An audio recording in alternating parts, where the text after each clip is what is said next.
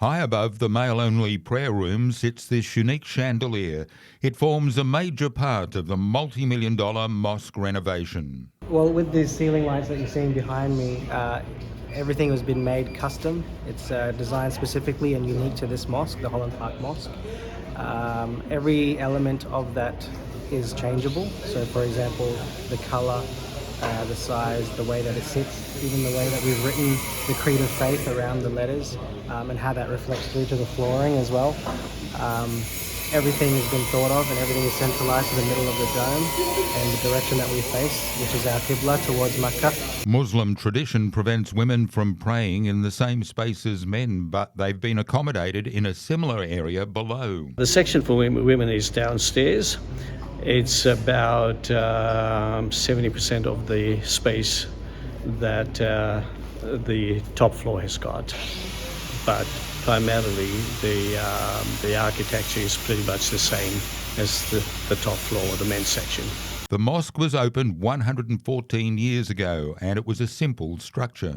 Originally it was built as a Queenslander in 1908, and it was built by the people that came to work on the cane fields and pick bananas.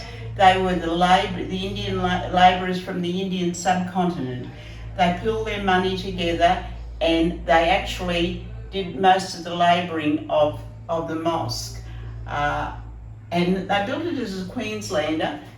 This part here is a laneway that moved to the area where they used to wash themselves. The Muslims wash themselves before they pray.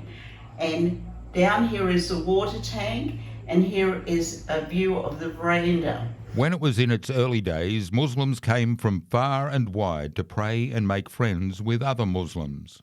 Now, in the early days, it was a very small Muslim population, and they came as far as Lismore and Hope Island and all those areas because there were only a small population. Now, most of these people, they were illiterate in English and they could only speak in their own language. So they used the mosque as a meeting place where they can speak their own language, celebrate their religious festivals, do their own cooking, and they had no women out here because the White Australia policy in 1901 would not let them bring their wives. So these men were very lonely, and they really used, the mosque was very central to their welfare because they felt like they were at home and they had family.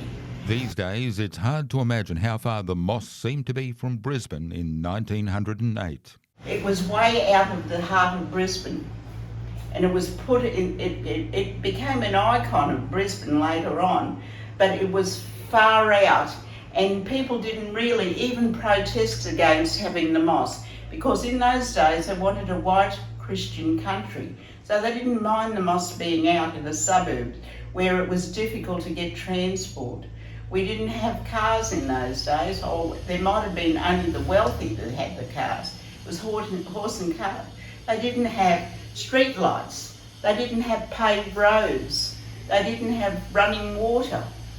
So it was out in the sticks, as far as we called it in those days, because Brisbane was like a one-horse town in those days. The renovated mosque should be open for Ramadan on Saturday, April 2. Ramadan is the 9th month of the Islamic calendar, observed by Muslims worldwide as a month of fasting, prayer, reflection and community. This was much needed in the community, and the old mosque hasn't had renovation for decades. This is the biggest renovation project in half a century, and I think it will last us quite a long time. Is this the oldest mosque in Queensland? It is the oldest mosque in Queensland and one of the oldest mosques and the only mosque which has never closed its doors in the last 100 years or over 100 years. It wasn't just as simple as just a renovation or an extension. It was about, implementing what Islam means to Muslims in Australia and showing that as a representation of a building structure. Where did you get the ideas from for the redevelopment? All over the world, really. I've had the opportunity to travel before COVID, and I've seen a lot of things, and also the help of Google But at the same time, our community as well, and none of them, all of them, have the best of cultures, and they really show different ideas when they've come. And this mosque design is not just mine; it's everyone who's come to this mosque, and everyone who's had an opinion. We've taken it on board and we've put it all together and made it one.